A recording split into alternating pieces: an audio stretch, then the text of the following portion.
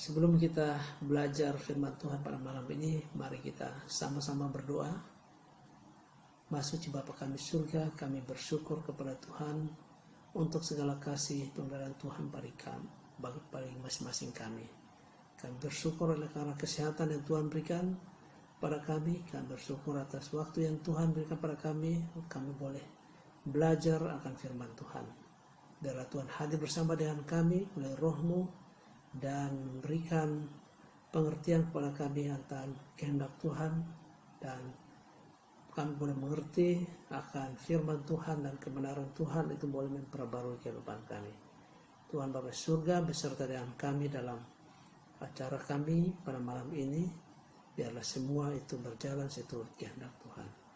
Di dalam nama Yesus Juru Selamat kami. Amin.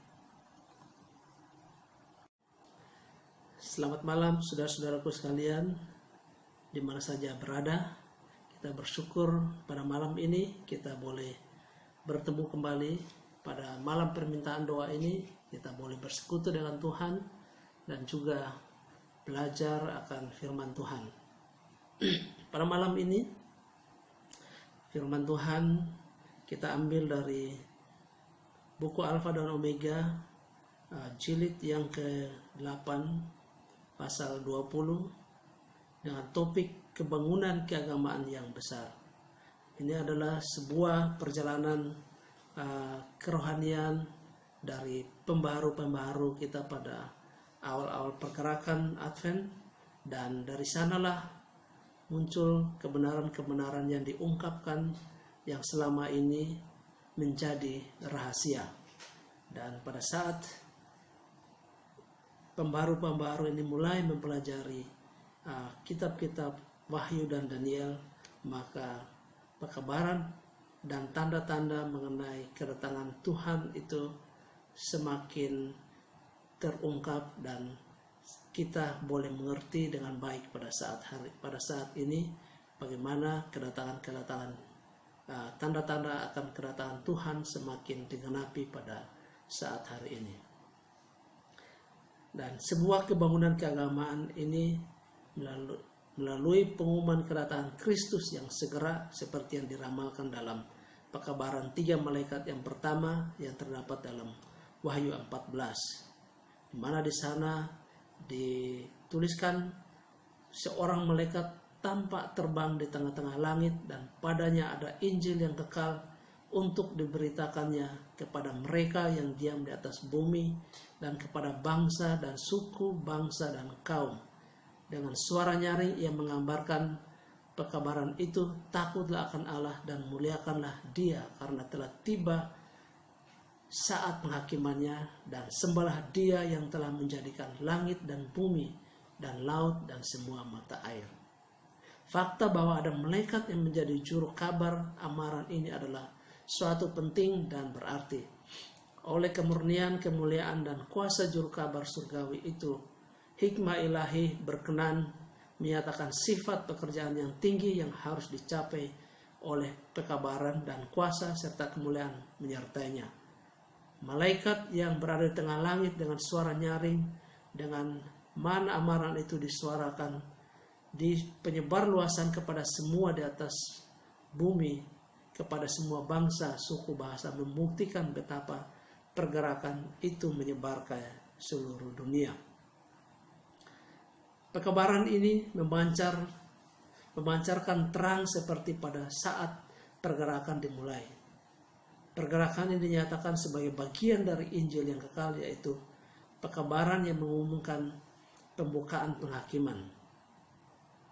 Kabar keselamatan telah disiarkan dari zaman ke zaman, tetapi dimulainya penghakiman adalah bagian dari Injil yang dapat dikabarkan hanya pada akhir zaman. Hanya sesudah itulah benar bahwa saat penghakiman telah tiba. Nubuatan-nubuatan itu menyatakan suatu rentetan peristiwa yang menuntun kepada dimulainya penghakiman itu. Hal ini terutama benar dalam buku Daniel, tetapi nubuatan itu berhubungan dengan akhir zaman dan telah diperintahkan kepada Daniel agar disembunyikan dan dimeteraikan sampai pada akhir zaman. Kita tidak bisa memberitakan pemberitaan tentang penghakiman sebelum tiba waktunya yang didasarkan penggenapan nubuatan itu. Tetapi akhir zaman, kata Daniel 12 ayat 4, banyak orang menyelidikinya dan pengetahuan akan bertambah-tambah. Jadi salah satu tanda dari akhir zaman adalah bahwa banyak orang akan menyelidiki firman Tuhan dan pengetahuan akan firman Tuhan pun akan bertambah-tambah. Sebagaimana firman itu harus diberitakan kepada seluruh penjuru dunia. Rasul Paulus mengamarkan gereja pada zamannya untuk tidak mencari Yesus Kristus, mencari kedatangan Kristus pada zamannya. Dalam 2 Tesalonika 2 ayat 3 yang mengatakan, sebab sebelum hari itu harus datang dahulu kemurtadan dan haruslah dinyatakan dahulu manusia durhaka yang harus binasa. Kita tidak bisa melihat kedatangan Tuhan sebelum kemurtadan besar dan pemerintahan yang lama dari manusia yang dijuluki rahasia kejahatan, yang mempertahankan pemerintahannya selama 1260 tahun sebagaimana yang dinyatakan dalam nubuatan. Tidak ada pekabaran seperti ini pada masa lalu. Paulus, sebagaimana kita lihat, ia menunjukkan kepada saudara-saudaranya kepada hari depan yang jauh, kepada kedatangan Tuhan. Para pembaharu tidak memberitakannya. Martin Luther menempatkan penghakiman kira-kira 300 tahun di muka zamannya. Akan tetapi pada tahun 1798 buku Daniel telah dibuka meterainya, pengetahuan akan nubuatan telah dipertambahkan dan banyak yang telah mengabarkan berita penghakiman yang sudah dekat. Seperti pembaruan besar pada abad ke-16, pergerakan Advent muncul di berbagai negeri kekristenan pada waktu yang bersamaan. Baik di Eropa maupun di Amerika, banyak orang-orang beriman dan penuh doa telah dituntun untuk mempelajari nubuatan dan meneliti catatan yang diilhamkan. Pada tahun 1821, 3 tahun setelah William Miller sampai kepada keterangan nubuatan-nubuatannya menunjukkan kepada waktu penghakiman, Dr. Joseph Wolf, seorang misionaris, mulai menyiarkan kedatangan Tuhan yang segera. Dr. Wolf ini lahir di Jerman dari seorang ayah keturunan Ibrani. Ayahnya adalah seorang rabi Yahudi. Sejak remaja ia telah yakin dengan kebenaran Kristen. Ia adalah anak yang aktif dan berpikiran cerdas, menaruh perhatian kepada pembicaraan yang diadakan di rumahnya saat orang Ibrani yang taat itu datang berkumpul untuk membicarakan pengharapan dan perkiraan bangsa mereka serta kemuliaan kedatangan Mesias dan pemulihan Israel. Pada suatu hari ia mendengar Yesus orang Nazaret diperbincangkan. Kemudian ia bertanya, siapa dia?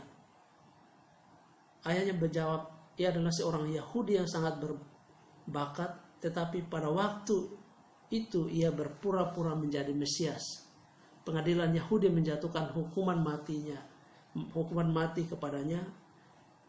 Kemudian ia kembali bertanya, mengapa Yerusalem dihancurkan dan mengapa kita ditawan?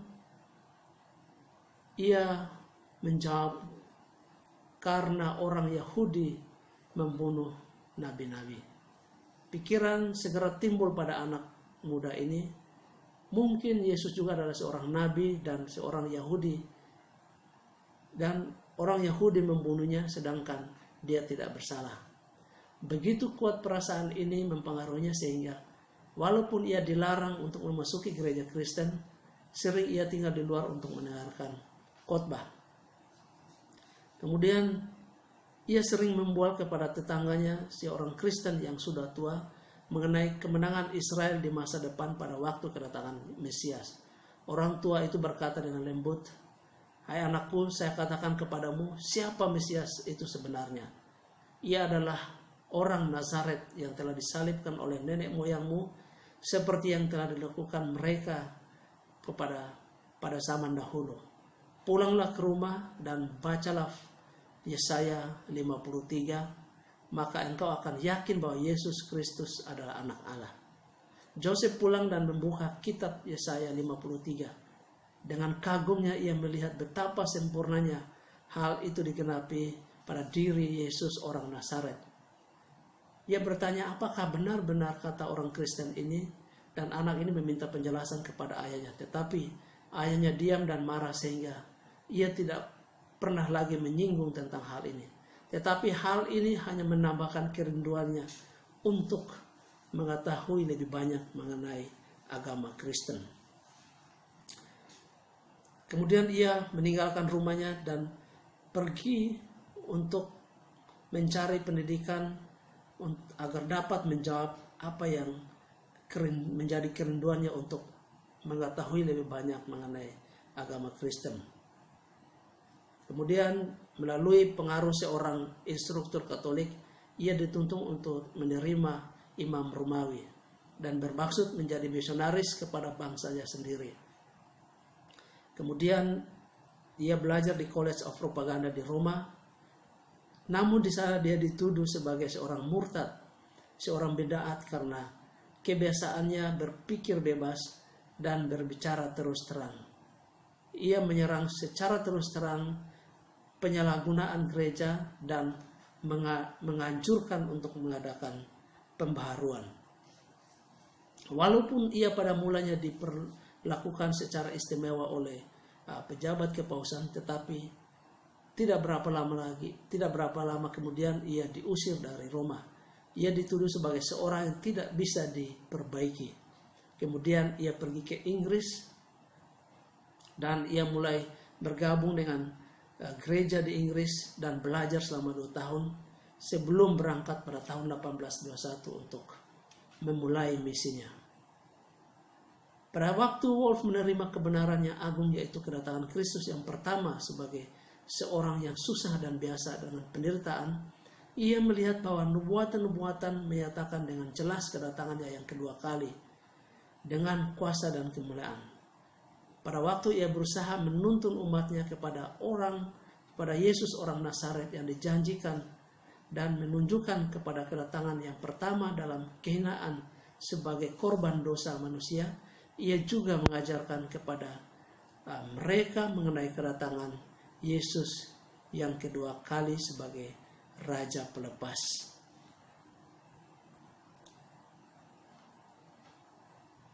Yesus orang Nazaret, Mesias yang benar, yang tangan kakinya telah dipaku, telah dibawa ke pembantaian seperti seekor anak domba. Sebagai seorang yang susah, yang sudah biasa dengan penderitaan, ia adalah tongkat kerajaan yang diambil dari suku Yehuda dan pemerintahan ada di antara kedua kakinya. Datang untuk pertama kali, ia akan datang untuk kedua kalinya dalam awan dengan bunyi sangkakala penghulu malaikat. Ia akan menjadi raja atas seluruh dunia, rintihan dan ratapan akan berakhir, dan nyanyian pujian syukur akan terdengar. Orang percaya yang sudah mati akan bangkit dahulu. Inilah yang kita orang Kristen sebut sebagai kebangkitan pertama. Tetapi hari dan saatnya tak seorang pun yang tahu. Kemudian tentang hal ini Wolf menjawab, apakah Tuhan mengatakan bahwa hari dan saatnya itu tidak akan diketahui? Bukankah ia memberikan kepada kita tanda-tanda zaman agar kita tahu paling sedikit kedatangannya yang sudah dekat? Bukankah dia sendiri mengajak kita untuk tidak hanya membaca tetapi juga mengerti? Dalam Daniel itu sendiri dikatakan firman itu dimeteraikan sampai pada akhir zaman dan bahwa banyak orang akan menyelidikinya. Daniel 21 ayat 4. Tuhan tidak bermaksud bahwa waktunya sudah dekat dan tidak akan diketahui, tetapi hari dan jam yang tepat tak seorang pun yang tahu.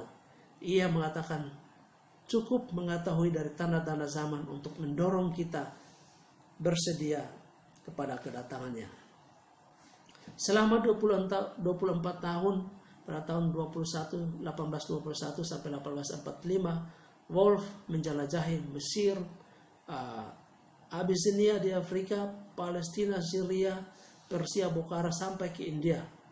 Ia mengunjungi Amerika juga untuk menyampaikan pekabaran tentang kedatangan dan kepribadian Yesus. Ia menjelajahi negeri sebagai misionaris dan meninggalkan banyak pengalaman dan kesulitan agar dapat menyampaikan pekabaran ini. Dia menginginkan pembaruan terjadi dan ia ingin bahwa Alkitab itu dinyatakan kepada semua orang dan semua orang mengerti akan firman Tuhan. Ia mengalami berbagai macam penderitaan, dirampok, dijual sebagai budak, dijatuhi hukuman mati. Kemudian ia diamarkan untuk tidak pergi kepada suku-suku yang ganas itu tanpa senjata. Namun ia menjawab, dirinya dipersenjatai oleh doa. Dia dibekali oleh semangat bagi Kristus dan keyakinan akan pertolongannya. Ia juga menyatakan dibekali oleh kasih akan Allah dan kasih kepada sesama dalam hatinya. Ia pergi kemana saja dengan Alkitab terbuka dan dia merasakan kuasa di dalam Alkitab dan kuasa yang memelihara. Ia membagikan firman dalam berbagai bahasa di antara orang Yahudi, Turki, Persia, Hindu, dan bangsa lain di mana saja ia mengabarkan pemerintahan Mesias yang sudah dekat. Dalam perjalanan ke Bukhara ia menemukan doktrin kedatangan Tuhan yang segera dipegang oleh orang-orang Udik yang terpencil, yaitu orang-orang Arab yang ada di Yaman, memiliki buku yang dinamakan Sirah yang mengamarkan mengenai kedatangan Kristus yang kedua kali dalam kemuliaannya dan mengharapkan sesuatu yang besar terjadi pada tahun 1840. Kepercayaan yang sama pun ditemukan oleh misionaris yang lain di antara orang Tartar, di mana imam orang Tartar menyatakan keyakinannya bahwa Kristus akan datang pada tahun 1844. Pada tahun 1826 pekabaran Advent dimulai diberitakan di Inggris, tetapi pekabaran ini tidak sejelas apa yang dinyatakan di Amerika, dan sekitar 700 pendeta gereja di Inggris terlibat dalam mengkhotbahkan Injil pekerjaan itu. Pekabaran itu mulai terlihat lebih jelas dan menunjukkan kepada tahun 1844 sebagai kedatangan Tuhan juga diberitakan di Inggris Raya. Risalah-risalah dari Amerika dan buku-buku mengenai kedatangan Kristus mulai dicetak ulang dan disebarkan di Inggris. Pada tahun 1842, Robert Winter, seorang kelahiran Inggris, menerima iman Advent di Amerika, kembali ke negerinya untuk memberitakan kedatangan Tuhan. Banyak orang yang bergabung dan pekabaran penghakiman itu disebarkan di berbagai bagian di Inggris. Di Amerika Selatan, di antara barbarisme, Lucansa, seorang Spanyol dan seorang imam, membaca Alkitab dan menemukan dan menerima kebenaran kedatangan Kristus dan yang segera. Didorong oleh keinginan untuk memberikan amaran, namun ia juga ingin melepaskan dari cemoohan dan kritikan Roma. Kemudian ia menerbitkan pandangannya dalam buku yang berjudul Rabi, dan buku ini semakin memperkenalkan dirinya sebagai seorang Yahudi yang bertobat, dan buku ini memperdalam perhatian yang telah bangkit di Inggris mengenai kedatangan Kristus yang kedua kali. Di Jerman juga hal yang sama telah diajarkan pada abad ke-18 oleh Bengel, seorang pendeta Lutheran dan seorang sarjana dan ahli kritik Alkitab yang terkenal. Setelah menyelesaikan pendidikannya, dia melanjutkan untuk mempelajari teologi yang sangat diminatinya. Seperti seorang pemuda yang berhati-hati, baik sebelum maupun sesudah ia bergumul dengan keraguan-keraguan dan kesulitan sifat-sifat agama. Ia menjadi majelis gereja di Wittenberg dan menganjurkan kebebasan beragama sementara mempertahankan hak-hak dan kesempatan bergereja. Pada waktu ia menyediakan khotbah mengenai Wahyu 21 tentang langit dan bumi yang baru untuk Minggu Advent, terang kedatangan Kristus muncul dalam pikiran Bengel. Nubuatan-nubuatan Wahyu dibukakan kepada pengertiannya seperti belum pernah sebelumnya. Dipenuhi dengan perasaan yang begitu menakjubkan, perasaan itu memaksa dia untuk mempelajari nubuatan-nubuatan Wahyu, terutama mengenai nubuatan yang mempunyai lambang binatang dan kuasa Allah yang menghancurkan segala kekuasaan dunia. Dan dengan segera ia tiba pada keyakinan bahwa nubuatan-nubuatan menunjukkan kepada kedatangan Kristus yang kedua kali tidak jauh berbeda dengan yang ditetapkan oleh William Miller. Dan pekabaran itu menyebar sampai ke Rusia, Prancis, Swiss. Kemudian di Jenewa ada juga seorang Farel dan Calvin yang menyebarkan kebenaran pembaharuan. Gaussen juga memberitakan pekabaran kedatangan Kristus yang kedua kali pada saat ia masih mahasiswa. Ia menemukan bahwa roh rasionalisme melanda Eropa pada saat akhir abad 18 hingga awal abad 19. Pada awal pelayanannya dia masih skeptis akan imannya. Namun ia mulai tertarik mempelajari nubuatan. Perhatiannya tertarik kepada buku Daniel 2 tentang mimpi Nebukadnezar. Dia tertarik kepada ketetapan yang luar biasa, ketepatan yang luar biasa dari nubuatan yang telah digenapi, sebagaimana yang ia lihat dalam catatan ahli sejarah.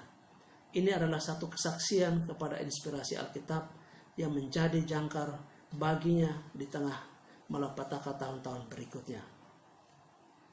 Pada waktu ia meneruskan penyelidikannya terhadap nubuatan-nubuatan, ia akhirnya tiba pada keyakinan bahwa kedatangan Tuhan sudah dekat. Terkesan oleh hikmatnya pentingnya kebenaran agung itu, ia membawakan di hadapan orang banyak. Namun, kepercayaan populer bahwa buku Daniel adalah misteri yang tidak bisa dimengerti menjadi penghalang besar baginya. Namun kemudian ia memulai dengan membentuk kelompok kecil anak-anak dengan harapan dapat menarik perhatian orang tuanya. Usaha ini berhasil. Pada waktu itu, ia mengajarkan anak-anak dan orang dewasa datang mendengarkan, dan ruang gereja penuh dan mendengar dengan hikmat. Di antara yang hadir terdapat juga orang-orang berpangkat dan terpelajar yang sedang berkunjung ke Jenewa. Dengan demikian kabar ini dibawakan ke tempat-tempat lain.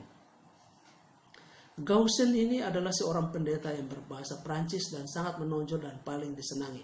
Namun tidak berapa lama ia diskors karena diskors dari kependetaannya, dengan kesalahan utamanya adalah dia telah menggunakan Alkitab dalam mengajar pemuda, gantinya katekismus gereja, buku pegangan yang rasionalitas dan yang hampir tidak mempunyai iman positif.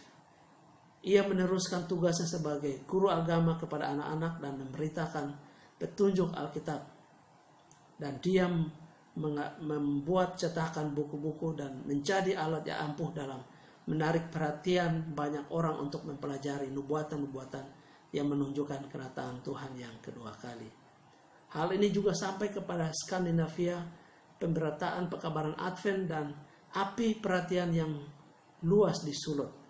Banyak orang telah bangkit dari kesalahannya, mengakui meninggalkan dosa-dosa mereka dan mencari pengampunan dalam Yesus Kristus.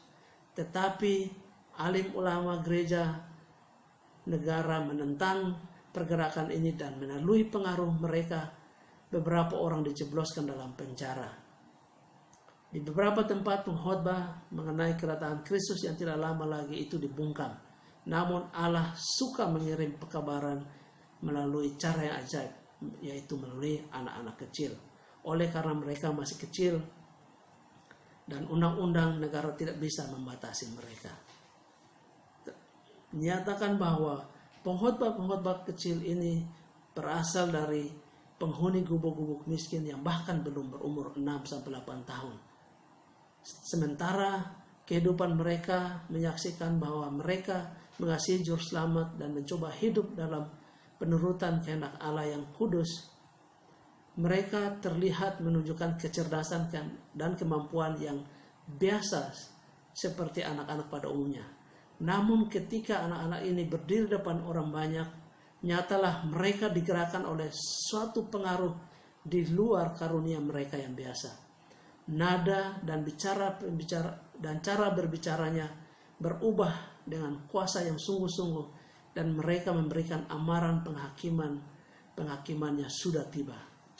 Mereka mencela dosa orang banyak. Bukan saja kejahatan moral, tetapi kejahatan juga mencela keduniawian dan kemurtadan, dan mengamarkan pendengarnya agar segera menyingkir dari murka Allah yang akan datang. Orang-orang mendengar dengan gemetar dan Roh Allah meyakinkan itu berbicara dalam hati mereka. Banyak yang dituntun untuk menyelidiki Alkitab dengan minat yang baru dan mendalam. Allah mencurahkan Roh-Nya ke atas anak-anak agar pekerjaan itu dilaksanakan. Pada waktu Yesus semakin dekat ke Yerusalem dan banyak orang bersukacita melambaikan palem mengumumkan sebagai anak Daud, orang-orang Farisi yang cemburu meminta Yesus untuk mendiamkan mereka. Tetapi Yesus menjawab, semua ini adalah untuk kegenapan nubuatan. Jika mereka harus diam, maka batu-batu akan berbicara. Orang-orang yang ditakut-takuti oleh ancaman para imam dan penguasa menghentikan sukacita mereka pada waktu mereka memasuki gerbang Yerusalem. Tetapi kemudian anak-anak di halaman bait Allah menyambut dengan sorak-sorai sambil melambaikan daun palem. Mereka berseru, Hosana bagi anak Daud. Matius 21 ayat 8-16. Sebagaimana Allah bekerja melalui anak-anak pada waktu kedatangan Yesus yang pertama, demikianlah Ia bekerja melalui anak-anak pada waktu kedatangannya yang kedua kali. Firman harus digenapi dan pekabaran kedatangan Juru Selamat harus disampaikan kepada semua orang. William Miller dan rekan-rekannya ditugaskan untuk memberitakan amaran itu di Amerika Serikat, negara yang menjadi pusat pergerakan Advent yang besar. Tulisan William Miller dibawa ke seluruh penjuru dunia, dan di mana saja misionaris menjelajah dunia, di sana dikabarkan bahwa kedatangan Kristus yang tidak lama lagi, jauh dan luas penyebaran Injil yang kekal itu. Takutlah akan Allah dan muliakanlah Dia, karena hari penghakimannya sudah dekat. Kesaksian nubuatan yang kelihatannya menunjukkan kepada kedatangan Kristus pada musim semi 1844 berakar pada pikiran orang banyak dan menjadi perhatian luas. Banyak orang diyakinkan dengan argumen dari masa-masa nubuatan dan menerima kebenaran dengan sukacita. Walaupun ditentang setan, pekerjaan itu terus dilaksanakan dan ribuan orang menerima kebenaran itu. Di mana-mana terdengar kesaksian yang menggugah hati, menggambarkan orang berdosa meninggalkan sifat duniawi dan bersedia untuk kedatangan Kristus. Di mana-mana kesaksian Alkitab yang langsung sederhana membawakan keyakinan yang mendalam. Mahaguru-mahaguru agama telah dibungkam dari keselamatan mereka yang palsu. Banyak yang mencari Tuhan dengan pertobatan dan rendah hati. Kasih sayang yang selama ini ditujukan kepada dunia, kini ditujukan kepada surga. Roh Allah turun ke atas mereka dan dengan hati yang dilembutkan diserahkan kepada mereka dan berseru, takutlah akan Allah dan muliakanlah Dia, karena saat penghakimannya telah tiba. Orang-orang berbondong dan bertanya sambil menangis, apakah yang harus diperbuat agar selamat? Mereka yang hidup ditandai dengan ketidakjujuran ingin mengganti rugi. Semua orang yang telah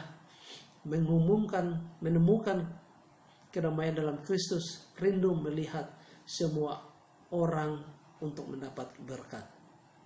Kesombongan dan pamrih telah dibuang jauh. Orang-orang bergumul dalam doa untuk memastikan dosanya telah diampuni. Semua golongan berbondong-bondong berkumpul. Semua orang dari berbagai kelas sosial ingin datang langsung mendengarkan pekabaran kedatangan kedua kali. Pada waktu bukti-bukti kedatangan Kristus dipaparkan berulang kali, orang-orang mendengar seakan tidak bernapas. Surga dan dunia seolah saling dekat. Kemudian orang-orang pulang penuh sukacita dan puji-pujian.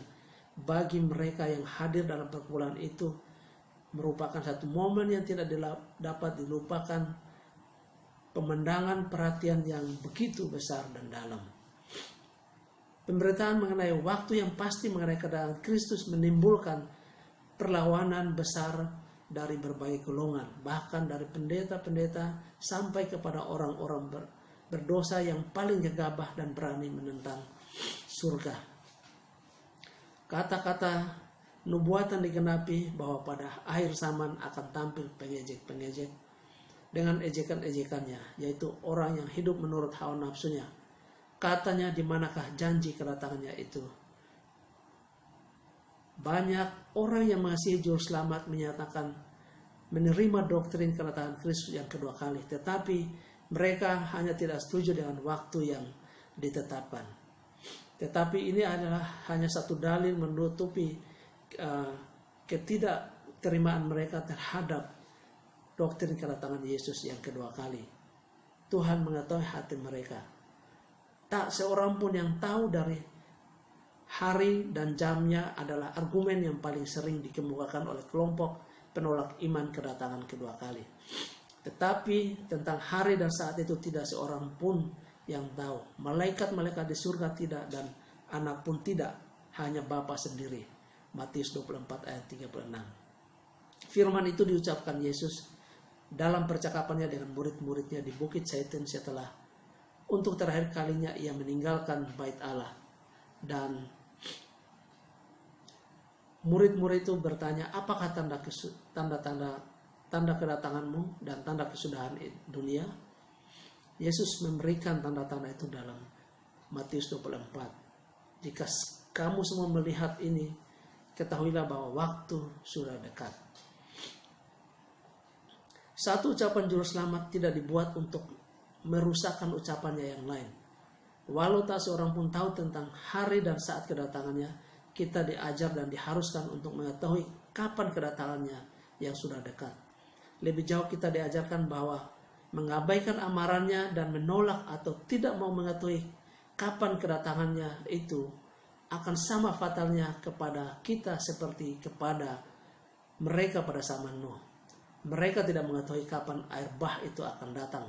Dan perumpamaan yang sama tentang hamba yang setia dengan yang tidak setia dan memberikan kebinasaan kepada mereka yang dalam hatinya berkata, Tuanku tidak datang-datang. Berbahagialah hamba yang didapati tuannya melakukan tugasnya itu ketika tuannya datang. Karena jikalau engkau tidak berjaga-jaga, aku akan datang seperti pencuri, dan engkau tidak tahu pada waktu manakah aku tiba-tiba datang kepadamu. Paulus berbicara kepada golongan orang yang tidak berjaga-jaga pada waktu kedatangan Tuhan, bahwa hari Tuhan sama seperti pencuri pada waktu malam. Apabila mereka mengatakan semuanya damai dan aman, maka tiba-tiba mereka ditimpa kebinasaan. Mereka pasti tidak akan luput. Paulus menambahkan, tetapi saudara-saudaraku, kamu tidak hidup dalam kegelapan, sehingga hari itu mendatangimu seperti pencuri. Kamu semua adalah anak-anak terang dan anak-anak siang. Kita bersyukur bahwa kita mendapatkan terang yang benar itu, sehingga kita tidak hidup dalam kegelapan. Kita dibukakan mengenai tanda-tanda itu. Kita dibukakan mengenai kebenaran bagaimana tanda-tanda akhir zaman itu, melalui apa yang telah dipelajari oleh pembaharu-pembaharu pada zaman pergerakan awal. Jadi jelas ditunjukkan bahwa Alkitab tidak membiarkan orang-orang yang tetap tidak mau atau bersikap masa bodoh terhadap kedatangan Kristus itu. Orang yang paling rendah hati dan bersungguh-sungguh berserah biasanya ada orang yang pertama menerima pekabaran ini.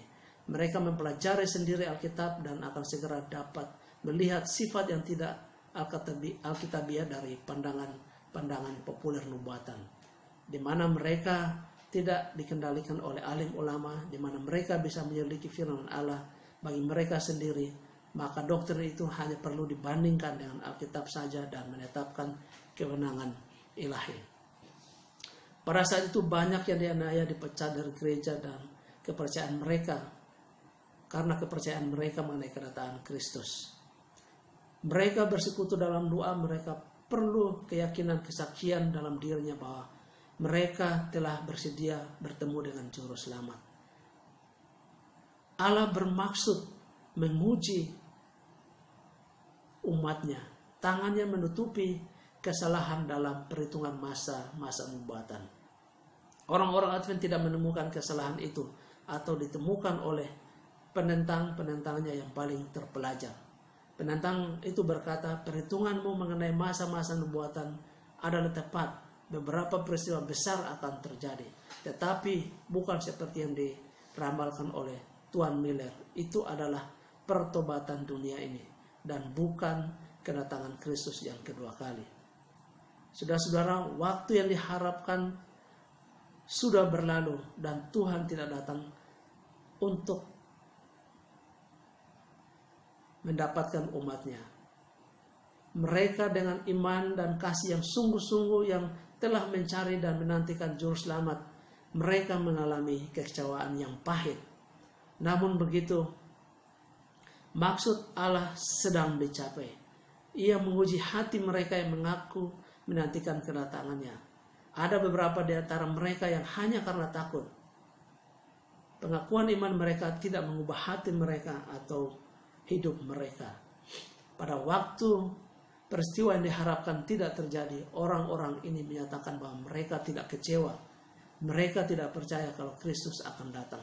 Mereka justru menjadi pertama yang mengejek kesedihan orang-orang percaya yang benar itu.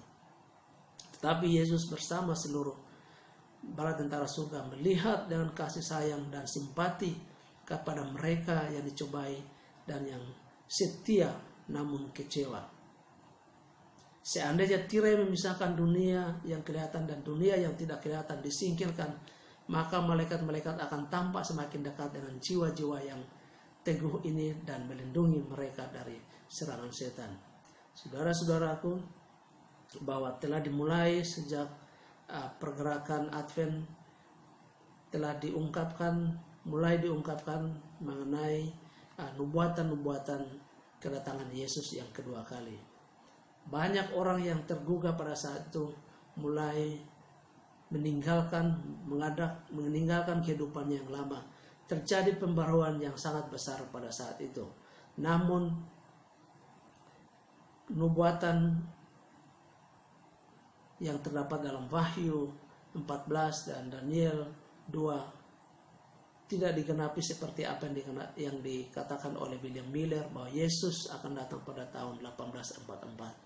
Menjadi suatu kekecewaan yang sangat besar bagi umat-umat percaya pada saat itu. Namun kejadian yang besar itu juga menjadi satu kebangkitan keagamaan yang besar, bahwa terjadi kemurtatan yang besar dan juga memisahkan orang-orang yang hanya takut akan kedatangan Tuhan Yesus, tetapi tidak menerima kedatangan Yesus dalam hati mereka, dan pekabaran kedatangan Kristus itu tidak merubah kehidupan mereka. Maka pada saat kekecewaan ini terjadi, mereka meninggalkan iman mereka. Tetapi ada sekelompok umat Tuhan yang tetap setia, tekun dengan rendah hati, terus mempelajari firman itu dan bersekutu, terus menjadi umat yang sisa. Dan mereka inilah yang meneruskan pekabaran Advent tentang kedatangan Tuhan Yesus yang kedua kali hingga saat ini, dan apa yang kita pelajari saat ini.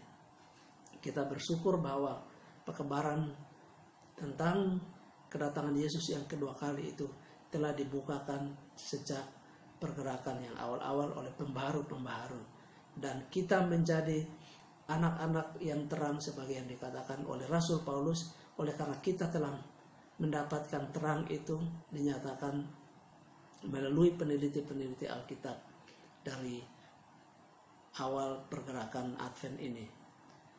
Dan Paulus mengatakan bahwa kita hanya perlu belajar dan berjaga-jaga dan melihat tanda-tanda yang ada di depan kita, tanda-tanda akhir zaman. Jika semua itu terjadi, maka tibalah kesudahannya. Namun firman itu akan dinyatakan ke seluruh dunia, barulah tiba kesudahannya. Sebagaimana yang kita lihat saat ini, bahwa alat-alat komunikasi yang canggih saat ini, banyak orang yang membicarakan mengenai Yesus, banyak orang yang memperdebatkan tentang Yesus, tetapi pengetahuan akan kedatangan Yesus itu semakin bertambah-tambah, dan banyak orang juga dengan rendah hati belajar, mempelajari akan firman Tuhan, dan dan merubah kehidupan mereka. Tetapi biarlah melalui pelajaran ini juga mengingatkan kita supaya kita boleh berjaga-jaga dengan iman kita pada saat kita menantikan kedatangan Yesus yang kedua kali. Biarlah kita juga melihat tanda-tanda yang terjadi di sekitar kita. Apakah bangsa-bangsa yang bangkit melawan bangsa, pengetahuan yang begitu cepat bertambah-tambah, apakah pengetahuan akan firman Allah yang bertambah-tambah, ataupun pengetahuan akan yang lain-lain sebagaimana yang kita lihat saat ini. Itu adalah merupakan tanda-tanda yang terjadi pada akhir zaman ini, dan kita sudah berada pada akhir zaman saat ini. Biarlah ini juga menjadi satu peringatan kepada kita supaya kita tetap berjaga-jaga akan iman kita, dan kita tetap berdoa untuk menjaga iman kita supaya pada saat kedatangannya kita boleh didapati sebagai hamba yang setia. Semoga Tuhan memberkati kita dan menguatkan kita semua untuk tetap setia sampai kedatangan Tuhan yang kedua kali. Tuhan memberkati kita. Mari kita sama-sama berdoa untuk mengakhiri acara perbaktian ini.